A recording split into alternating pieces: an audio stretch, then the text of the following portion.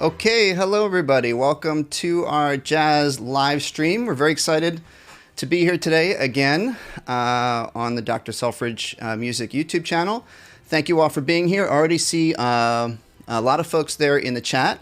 As always, we're going to be welcoming your questions for our special guest, who I'm going to introduce in just a minute.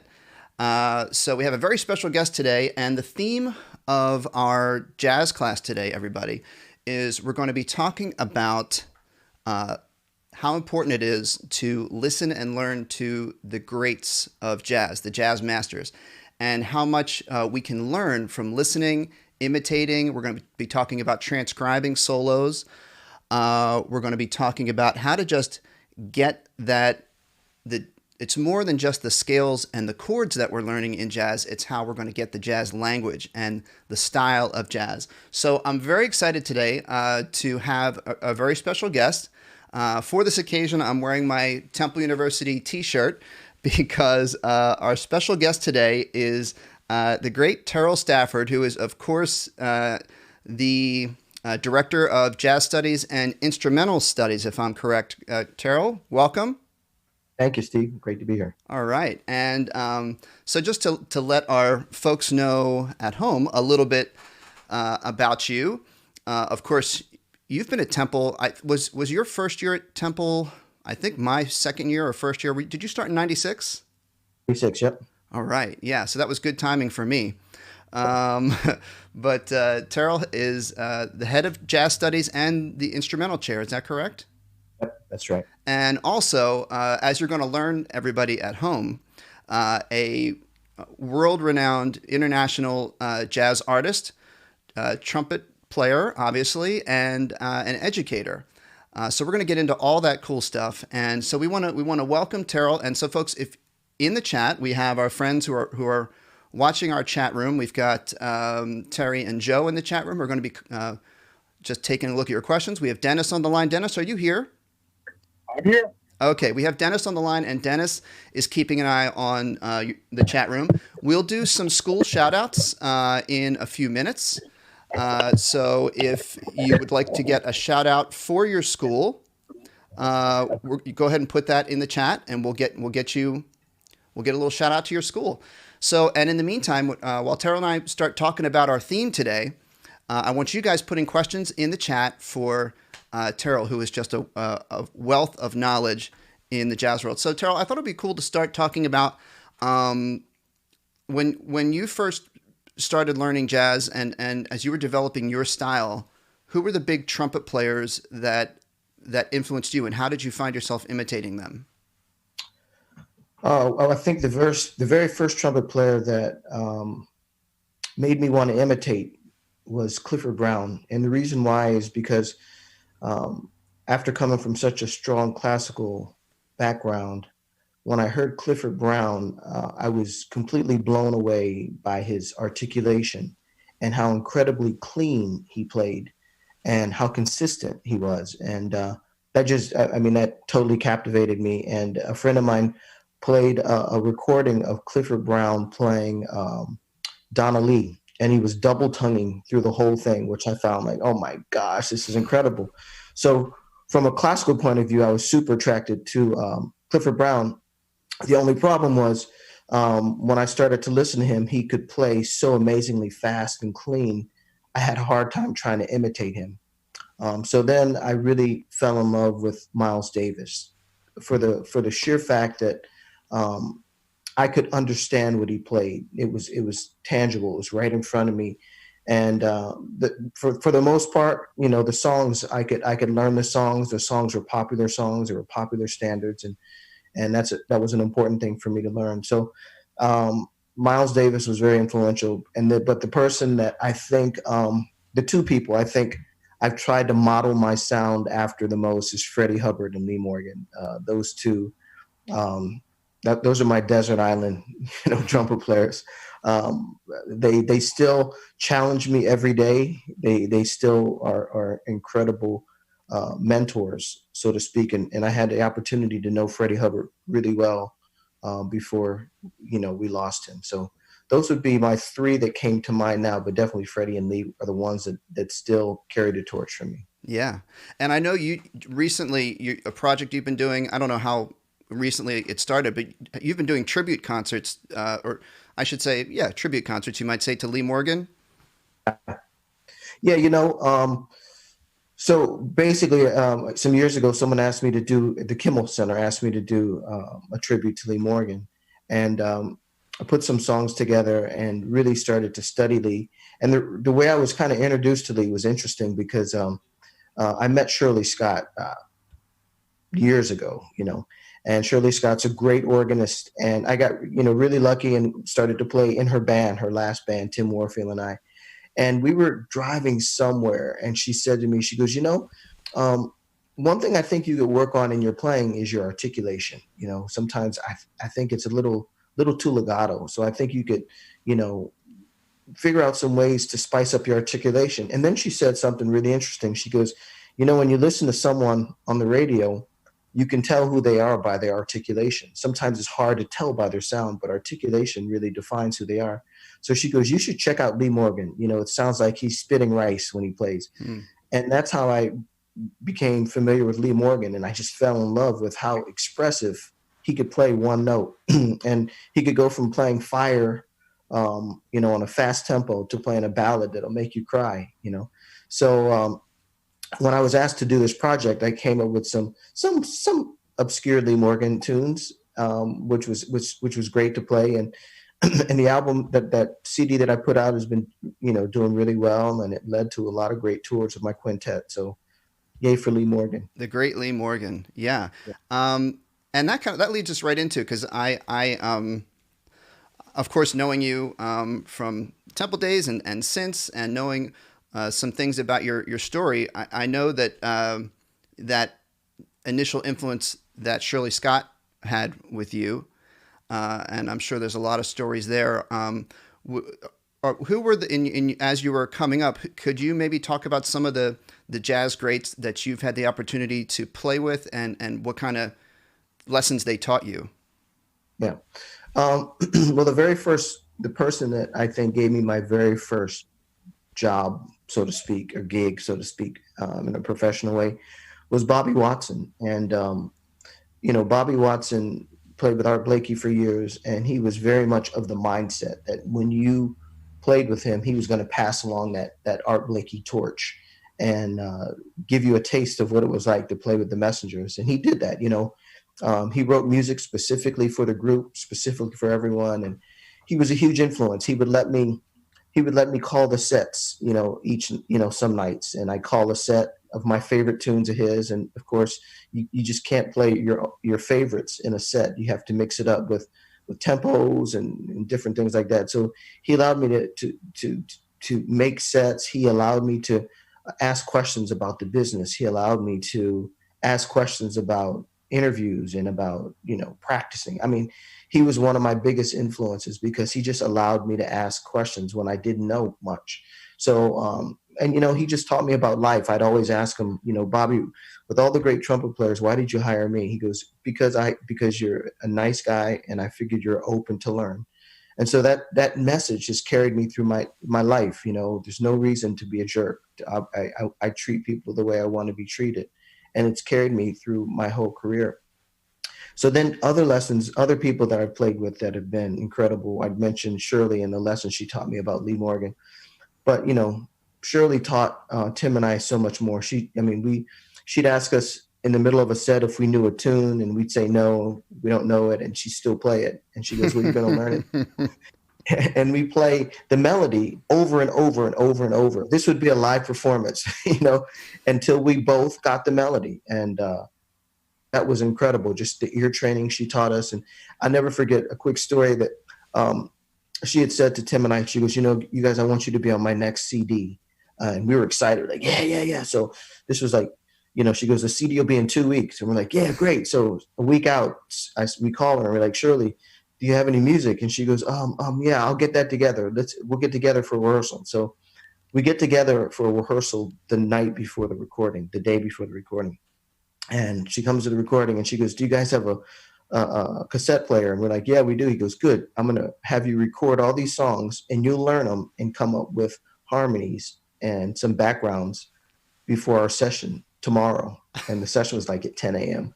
So Tim and I stayed up all night. We learned the tunes. And then after we learned them, we got melodies, we got backgrounds, and we came in the next day with no sleep and we recorded. And the lesson of that was just like, you could never be prepared enough. It's like some things just have to be in the moment. Yeah. And then the last big influence was McCoy Tyner. And I met him when I met, there's many others, but just at the top of my head, McCoy Tyner, I used to call him, I said, sir, I asked him if I could call him a gentle giant because that's what he reminded me of. And he goes, no, just call me McCoy, just call me McCoy.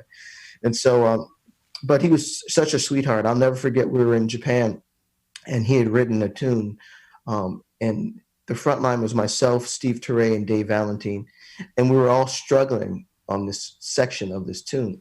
And so I went to McCoy one day and I said, McCoy, this particular section is driving me crazy. Can you give me some tips on how to play it? Oh, yeah. And he sat down at the piano and he gave me some lines. And of course, I had my tape recorder and I recorded. And I go back to my room and I practice these lines. And so that night we played the tune and, I played through this section and the other guys were like, hey, man, what are you playing? I'm like, just making some stuff up. And so the lesson I learned from that, if you ever want any information, always ask. There's not a dumb question. So, by me asking McCoy, to help me to play over this, it opened a door for us. And I think it really helped our relationship and our friendship. Yeah. And, that brings up a good point. A lot of our audience here on my channel, and by the way, those of you that are watching in the chat, remember to please feel free to put in some questions for Terrell about playing trumpet, about playing jazz. And Terrell, our audience is ranges from, like maybe some middle school kids or younger, or even high school kids, or some adults that are interested in jazz. So I think a lot of young people or people getting into jazz don't always fully understand how important it is to not just learn your notes and your rhythms on the page, but to listen and to incorporate the actual style and jazz language into what they're playing. Do you have any advice that you typically give for young jazz bands who are trying to get the feel of just how to get the language across, or the feeling that it should be? Well, the feeling is a tough thing. You can work on sound and get a beautiful sound, and you can practice scales and get great technique. But I think what gets you the furthest is having a great feel and great time. And the person that taught me about great feel and time was a great late trumpeter, Clark Terry, another one of my heroes. And I used to swing by, when I lived in Englewood, New Jersey, years and years ago. Clark Terry lived around the corner from me. And after all my gigs, I'd always swing by his house and I'd bring some fried chicken and we'd sit down and talk and eat some chicken. And then he'd always, ask me about different things, what are you working on? What kind of gig did you have? How'd your gig go? How'd you play? Blah, blah, blah. But years before that, I met Clark Terry maybe 30 years ago. And the way I met him was at the Cape May Jazz Festival. I went to hear him. And I went to hear him because someone told me if I wanted to learn how to swing, I should go see Clark Terry. And I went to see Clark Terry, and I walked into this diner before the show, and Clark Terry was in the back of the diner having dinner. And I met him, and I told him, I said, Mr. Terry, I want you to do something for me. Can you teach me how to swing? I cannot swing. I come from this classical world, and I can't swing. And he said, baby boy, I'm going to teach you how to swing in 5 minutes. I go, oh, my gosh. So he asked me to say doodle, and I said doodle, and he says, now say it over and over. And I said doodle, doodle, doodle, doodle, doodle, doodle, doodle, doodle, doodle. He goes, you just learned how to play the perfect eighth note. So any eighth note you want to play, just say doodle, doodle, doodle, doodle, doodle, doodle, doodle, doodle, doodle. And then he had me say A-E-I-O-U, the vowels. And he said, say doodle and use the vowels. So I said, he goes, very good. He goes, now you can start to sing any song that you want just using these vowels. And he goes, and the last thing to get you to swing is to say doodle-ah. And he goes, and put an accent on la. So and I started to say doodle-la, doodle-la, doodle-la, doodle-la, doodle-la. And then I would plug that formula into any tune that I play, and that helped me to swing. And that got me to feel the music and to feel the pulse of the music. So that's really interesting. And actually, you know, a lot of the students and folks who watch my live streams, we will actually try to play things that we're learning. I have my saxophone. Could you maybe try to teach me, as if, you know, like how to do that? You know, what would be the first, and folks at home, if you have your instruments, you can try this too. Like, how would you start with that concept with a student? What would you tell them to do? I would have the students sing. Okay. I think it's really, really, really important to sing. That's what, you know, because anything you do with music, when you sing it, you know, when I play my trumpet, I'm always singing through my trumpet, you know. So the first thing you could do is just to say doodle-la, doodle-la, doodle-la, doodle-la, doodle-la, doodle-la, doodle-la, doodle-la. Doodle. Okay, everyone, we're gonna try it with me. Okay, ready, go. Doodle-la, doodle-la, doodle-la, doodle-la, doodle-la, doodle-la, doodle-la, doodle-la. Yep. So with that, that's you're outlining a triplet. Okay. So if you take a simple song, like Now's the Time. Okay. Now's the Time goes da do do do do do do do do do do do do do. So before you play, what you can do is to start to sing with doodle-la. So if you start doodle-la, doodle-la, doodle-la, doodle-la, doodle-la, doodle-la, doodle-la, doodle-la, and that's what I think in my head when I play music. I think doodle-la all the time. So it's like you're so doodle-la, doodle-la, doodle. Or do you keep the doodle-las going in the rests too, even? One in the rest. There's no such thing as rest for me. Okay. The doodle-la, doodle-la, doodle-la, doodle-la, doodle-la, doodle-la, doodle, like that. Doodle-la, doodle. That's what I keep in my mind. So if you try to play Now's the Time, you can try it two ways. Okay. One with doodle. Okay. And one without doodle. Just a straight time. Ta-ta-ta-ta. One and two and four and 1 and 2 and 3. And then feel the difference. So try it. All right. Try it. I'll do square first. Square first. Square first. Okay.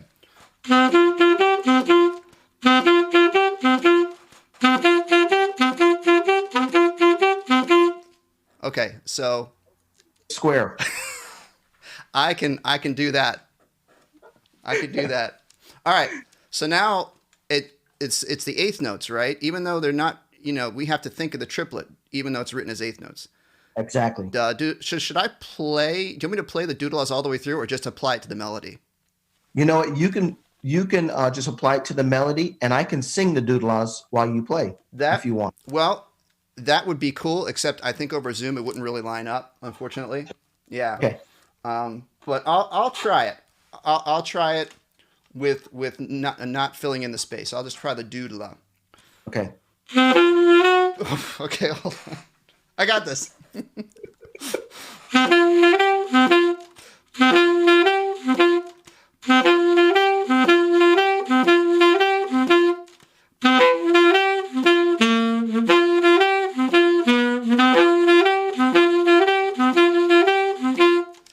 So That's it. Yeah, okay. That's it.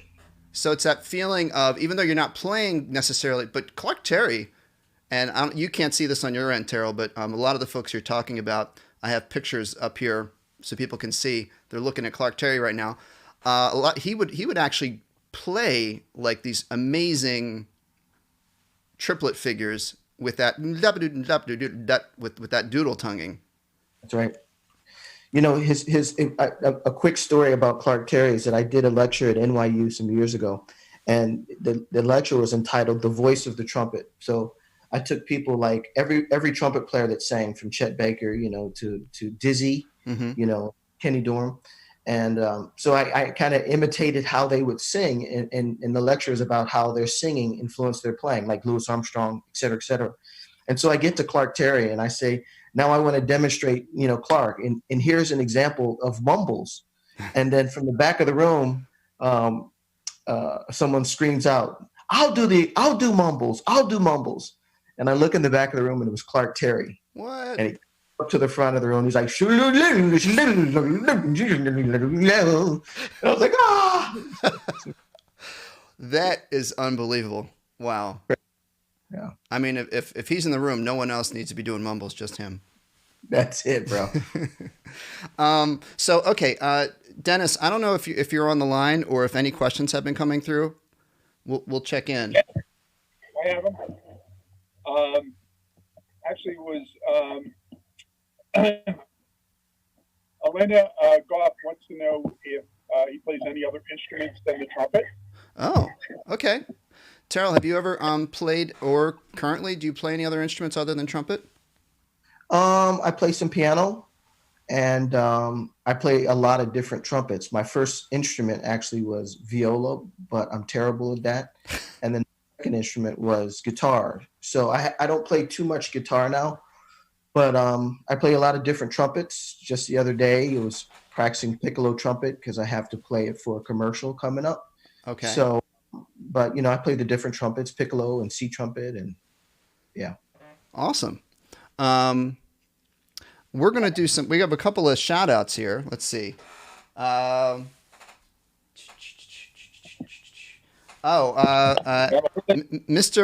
Fanensteel says hello. Hey, Mr. Fantasy. And let's do, and Dennis, do you have the school shout outs? I do. Let's hear the schools that are watching. Lakewood Elementary, Glen Olden, Wayland Middle School, Garnet Valley High School, Griner Middle School, Gearing Elementary, Lower Moreland Jazz Ensemble from the high school there, Gonzalez High School, Temple University. Hey, all right. Yep, maybe they're for credit. Paint Braddock High School, Orchard Park, St. Joe's Collegiate, and Ridley. Awesome. A lot of great bands out there. Terrell, I don't know if you've heard have you heard the Lower Moreland Jazz Band? They're outstanding. They performed at Allstate last year. They're just really impressive. A lot of great, and you Terrell, you do a lot of traveling and education at schools, correct? Yep. Yeah, and you're also involved with Essentially Ellington. You still working with them? Yep. I do a lot of work. Years ago when that was their brainchild, he said he sent me to Australia. That was one of the first Essentially Ellingtons that they had out of the country, and it was an incredible experience having people in a whole new country learn about Duke Ellington. So my hat goes off to Wynton and all his efforts through education and music. Yeah, absolutely. So Dennis, if you have any other questions coming through, would love to hear them. So Terrell, I just thought before we go, I really wanted to talk to the kids about, and the folks watching, about the importance of transcribing. So were there any, first of all, just so people understand at home, transcribing, if you've never heard of it, everybody, is when you learn a piece of music. It could be a jazz solo. It could be a whole. It could be a melody.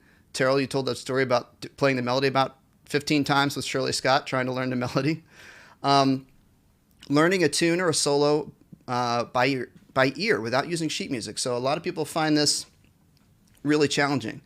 But you just got to start and be patient and go note by note. And Terrell, do you have any thoughts for like how kids or folks could maybe get started with transcribing if they've never done it before? Sure.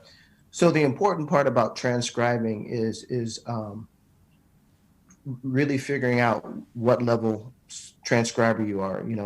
What happens most times, and this was my case, is that I was just so over the moon about certain musicians like Clifford Brown, or over the moon about Freddie Hubbard, or over the moon about Woody Shaw, or whomever. And all the solos they played were way over my head. Mm-hmm. And so when I tried to learn them and transcribe them, I got extremely frustrated because it was just, I didn't have the technique to match the level of the soloist. So the first thing in transcribing is to identify what level you are. If you're level 1, soloist or level 1 transcriber, find a level 1 solo. That's really, really important. Yeah. And there's some really great level 1 solos. I would say a really great place to start is with my favorite record called Kinda Blue. Oh, Kinda yeah. Blue is a great starting point for transcribing. So kind of my process of transcribing is one, whatever you want to transcribe, make sure that you can sing it before you start to learn it on the instrument. And the rule for myself is that I try to sing the entire track. If I'm learning So What, I want to learn every single solo to be able to sing it off of So What. And then after that, I want to choose the solo I want to transcribe, and I start to learn that solo after I can sing it. So I probably have listened to that recording at least 10 or 15 times to get all those solos. And then once I can sing it, then hopefully I can start to play it. It may take some time. And if you get through the first 3 measures, you're doing it. Yeah. First 5 measures, you're doing a great thing. And not to put too much pressure on yourself. Rome wasn't built in a day. So the process of transcribing can be frustrating at first, but as you said, Steve, earlier, it's a process of building your ear. And the more you do it, the quicker you get. Absolutely. And starting with with some simpler, maybe some players who play in a less notey style, or maybe don't start with Oscar Peterson. The Kind of Blue is a great recommendation.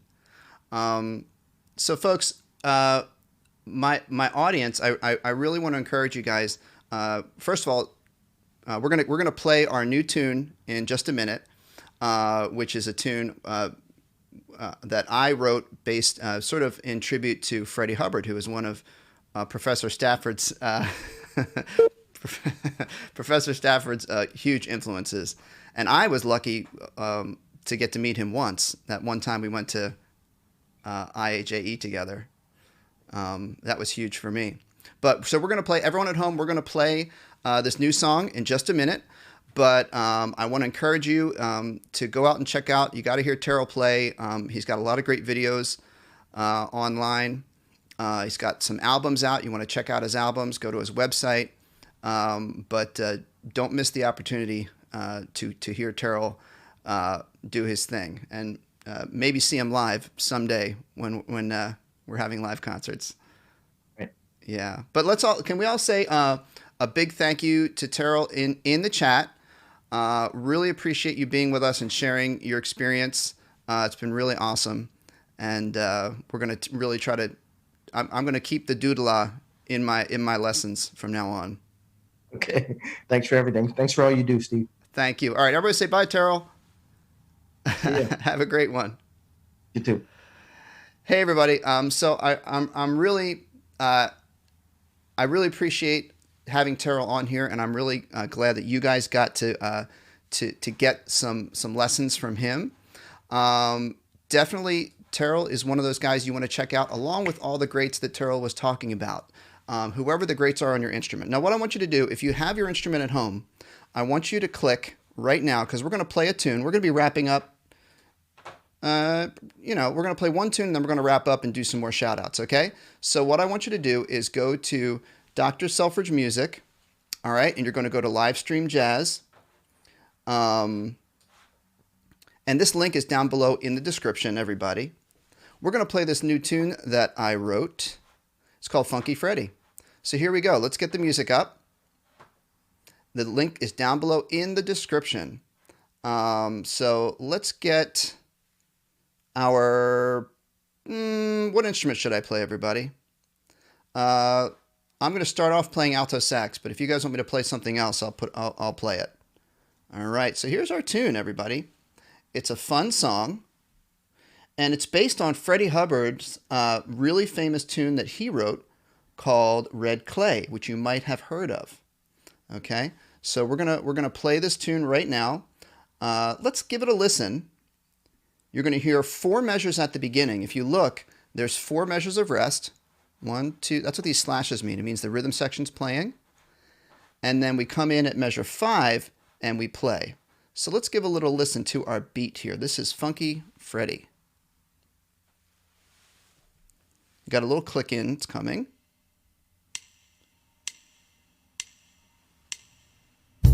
Okay. 3, 4. Here's the second measure.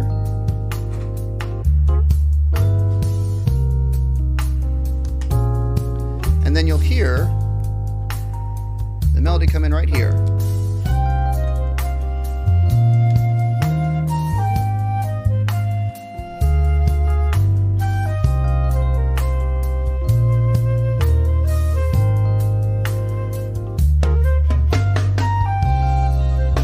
Measure 13, 14, 15.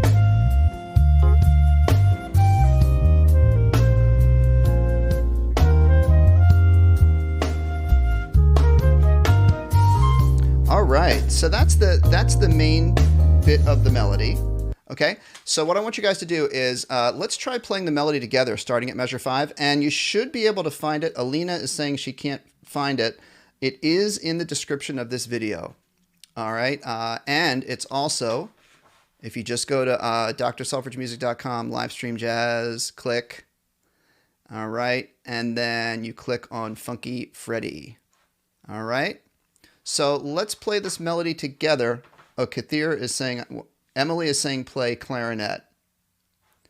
All right, Mike Hamilton, is a measure the same as a phrase? No, a measure is one square box of, or one rectangle of music with the lines. A phrase would be like 4 or 8 measures. All right, I'm going to play it on saxophone first, and then Emily Nesbitt says play it on clarinet. I'll do it on clarinet second. All right, let's try phrase number 1. So measure 5 sounds like this.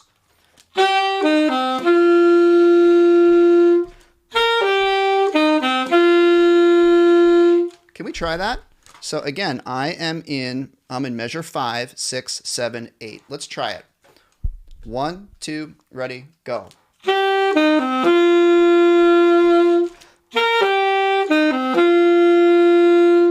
Okay, and then we have this ending part, which goes into measure 9. So I'm starting right here now on the end of this line. 1, 2, 3.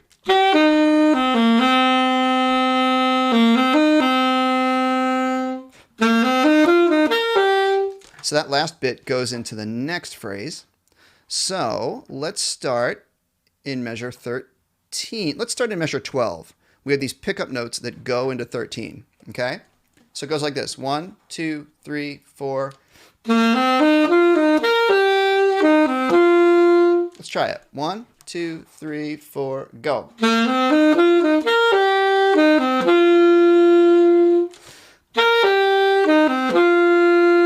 Keep going.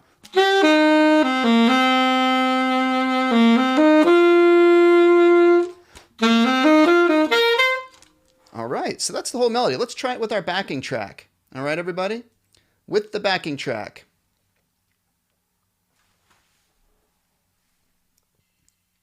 One, two, ready, go.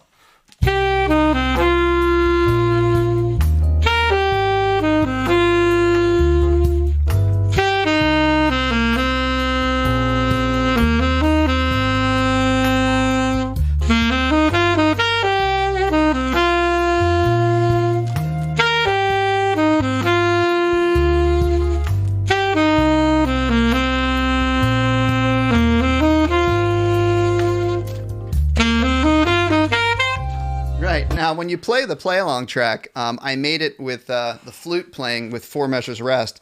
So that's why we kind of got interrupted by the flute there. All right, by request, I'm going to switch to, we're going to do our call and response tracks, our call and response things in measure 21. So I'm going to go get my clarinet, because I had a request to play clarinet. All right. And let's look at our minor pentatonic scale. Okay, the minor pentatonic.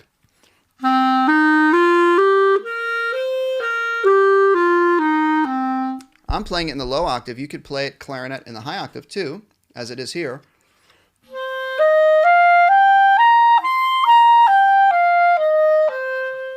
So what I'm actually going to do, I'm going to switch to the lower clarinet part, just in case you guys want to see that, because this will work for trumpet too. All right, this is for trumpet and clarinet in the lower, more of a better lower range. All right, so I want you guys to copy me. I'm going to play solo idea 1. And I want you to copy me, okay? Here we go. My turn, then your turn. So, solo idea 1. My turn. 1, 2, 3, 4. Your turn. Now my turn on solo idea 2. 1, 2, 3, 4. Your turn. Okay. So now what we're going to do is we're going to do. Let's expand out here to the next page. These are called patterns. So what you do here on the next page, minor pentatonic patterns, is you can take the pentatonic scale and you can, Shana wants me to play flute. I can do flute next. Ellen Spondike is saying, how do I make my backing tracks? I use Band in a Box software, and I also use GarageBand. Okay? So let's play our minor pentatonic patterns, and then Dennis, maybe we'll do a couple questions. All right. So minor pentatonic pattern. This first one here is we're going to go ascending in groups of 4, like this. Ooh, that's loud.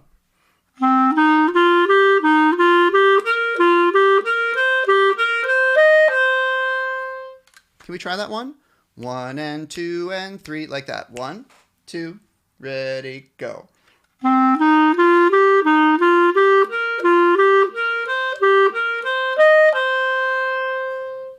Okay, now we do the second one where we're going to do descending in groups of 4. So we're going down the pentatonic scale in groups of 4. Let's try it together. 1, 2, ready, go.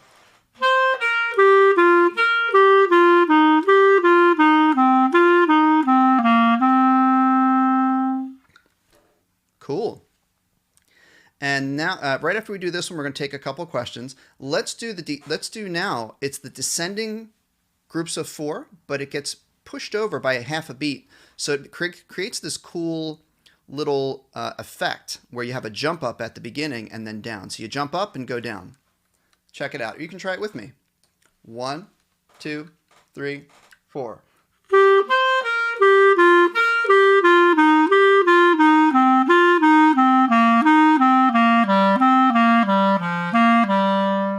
And that might go out of the range for some of you, but you can shift it into a more comfortable range. So, Dennis, are you there? And all right. Here. Questions? Yes, I have a couple. This was directed, I guess, towards Terrell, but I think you could probably answer it just as well. From Mark Peltz. As a great musician and educator of future teachers, what do you feel is the most important aspect of music that you want to pass along to them?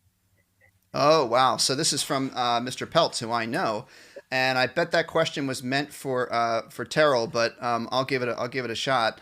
I think for what Terrell always seemed to stress for me, and when I see him teaching, is a lot of the stuff we talked about, which is the importance of in jazz, the importance of listening to the jazz greats and the history, and getting the proper feeling through in jazz, and getting beyond just the notes, because there's so much that goes into playing a jazz song that's more than just knowing your notes and your rhythms. But Mr. Peltz I'm sure Mr. Peltz already knows that, but that's what I think he might say. Another question? Yes.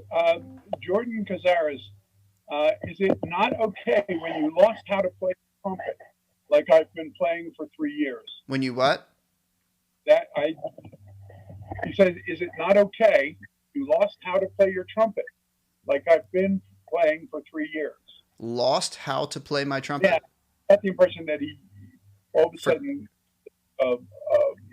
like stop it and just wasn't able to do it as well. Oh, well, yeah. So that's a tricky one because I'm not exactly sure what that I understand it. But so, you know, sometimes you can be playing your instrument for a couple of years, and then you feel like you really haven't made much progress. And the only way to really make progress on an instrument is not the length of time you play it. It's, are you actually practicing it on a regular basis? So that's how I would answer that one. So don't give up. Just start practicing every day. I see a couple of questions coming in. I have one that Bexod had early.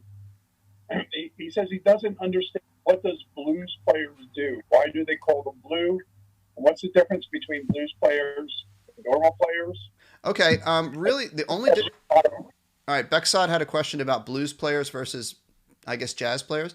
I'd say there's a big overlap between blues and jazz, mostly because... And the thing about blues is they tend to focus more on the traditional blues form. Oops. They tend to focus more on the traditional blues form. Hold on. I just got to make sure I have myself not muted here. There we go. Whereas jazz players will use the blues form, but also may go off into other types of forms. Blues players are amazing and very specialized in that genre. And jazz players take a little bit of the blues, but also dip out into other formats. Okay. Says, thank you, Mr. Pelt says, thank you, Mr. Selfridge. All right, guys, here's what we're going to do. Let's play a little bit. Let's go back to our Funky Freddie. And what we're going to do, I promised I'd switch to flute. So here's my flute.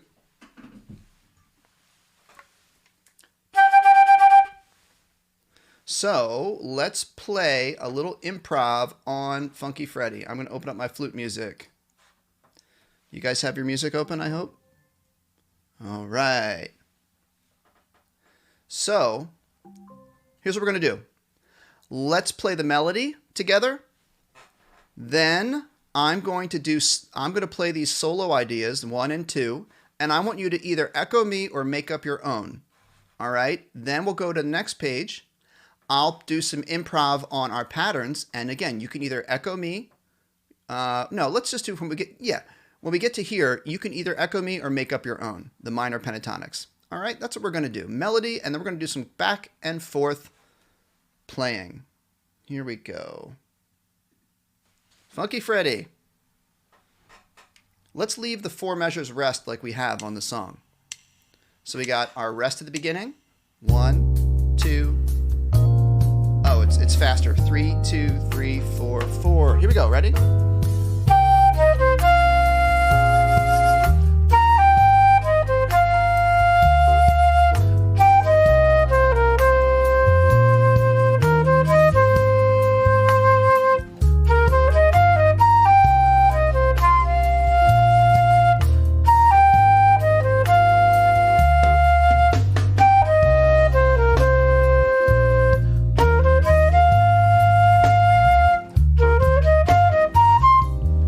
So that was our melody.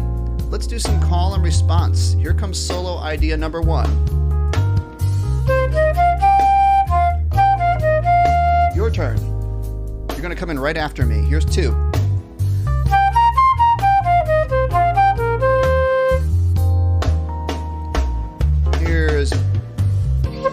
We'll get into the next page now. This is the minor pentatonic patterns. I'm going to take a turn playing, and you can take a turn. 1, 2, 1, 2, my turn.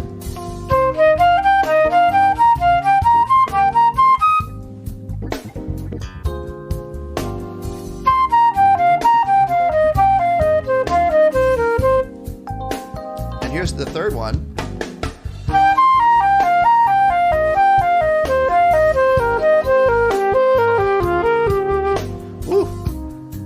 That's a lot to do. Let's try some of these blues scales. I'm going to play solo idea 1.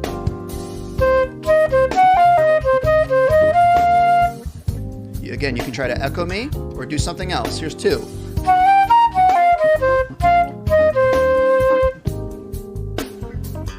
Three.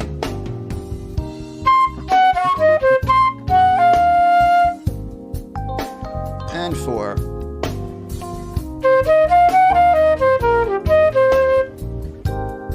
So let me just show you how I might improvise on this song.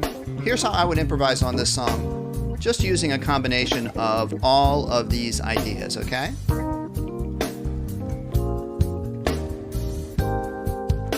So, pentatonic.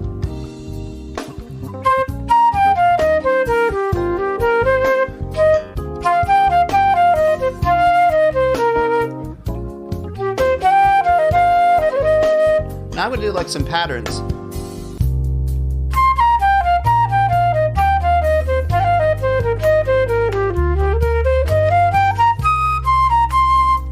And here's a little bit of the blues scale.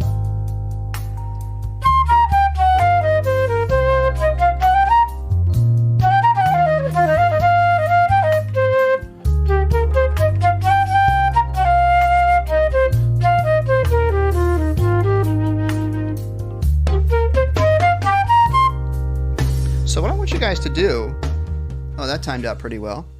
What I want you guys to do at home is use this play along track and experiment with your pentatonic scale, experiment with your minor blues scale, and all of those things.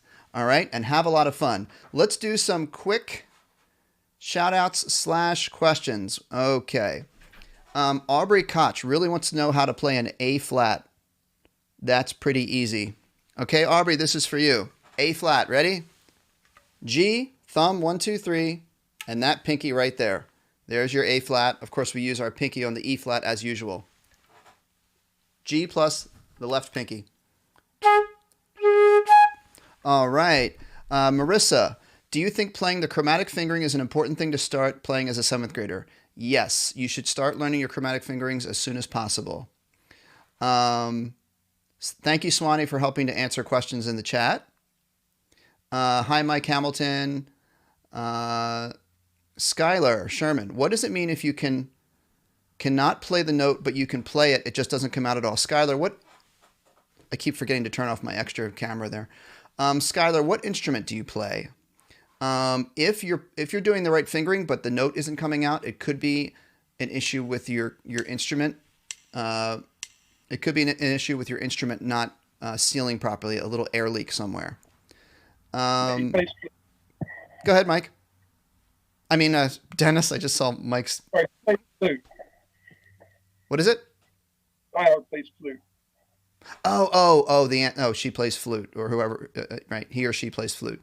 Yeah, I would say it could be one of your keys is not closing properly. It could be a little screw that's loose. It could be a number of things. So it's hard for me to answer that.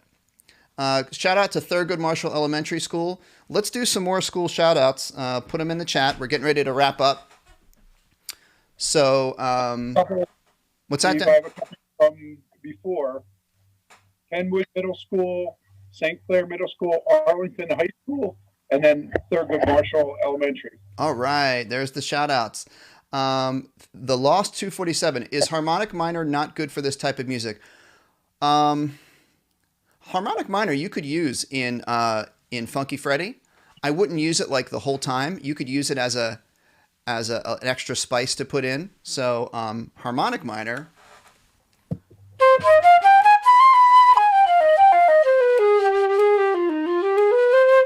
It's got a really cool sound to it. I wouldn't use it the whole solo, but I would use it as making a jazz solo is sometimes like cooking a meal. You put a little spice in here and there, Aubrey, why don't you chime in, come in on Sundays when I do my requests and Q&As.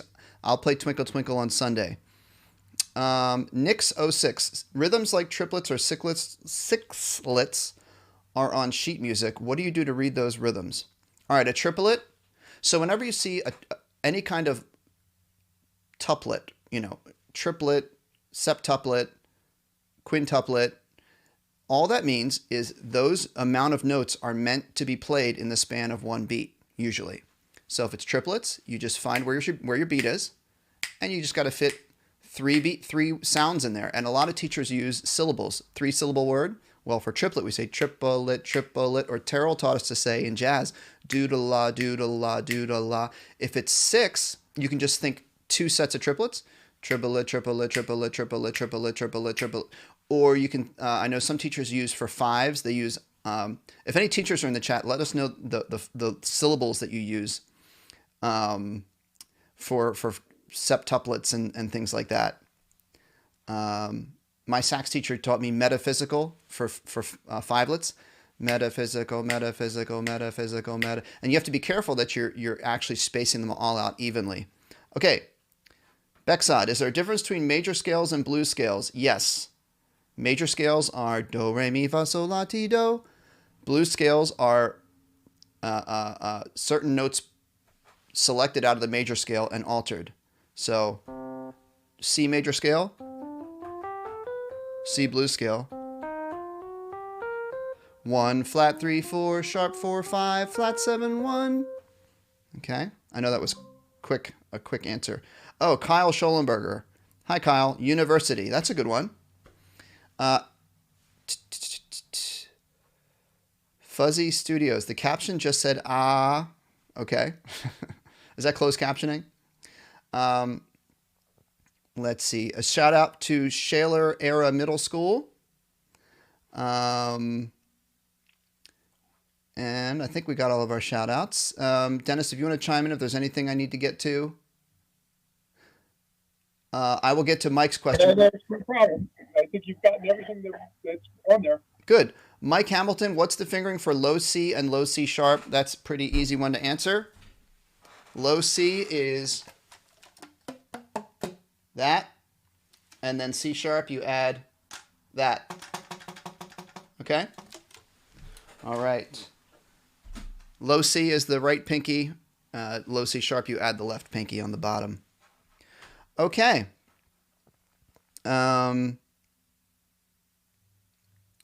Thank you, Mr. Peltz. So, guys, I want to say thanks so much for watching. Another couple shout-outs here. We got Lower Moreland High School. Shout-out to you guys. Ruth Barker Middle School. Thank you guys so much for watching. Reminder of my my live streams are we do Sundays request line and ask me Q&A. Mondays we do beginner band. Here's our schedule. Mondays is beginner band. Wednesdays is advanced band. Fridays is jazz, and Sundays is ask me anything. So I want to say thank you very much to our folks who were giving such great questions and following along for our live stream. Really appreciate it. Great questions. I hope you all played along, and I hope you have fun playing this new song, Funky Freddie, doing some improv. Go check out Terrell Stafford. See him play on YouTube. And if you ever get a chance to do a clinic or a workshop with Terrell, you should definitely take advantage of it. So let's say thank you to Dennis. Thank you very much. You're very welcome. Thanks. And thank you to Terry and Joe in the chat. And I hope to see a lot of you guys on my Sunday show. Everyone, have a great weekend and practice that jazz and those doodle tonguing, okay? Everybody, have a great weekend. See ya.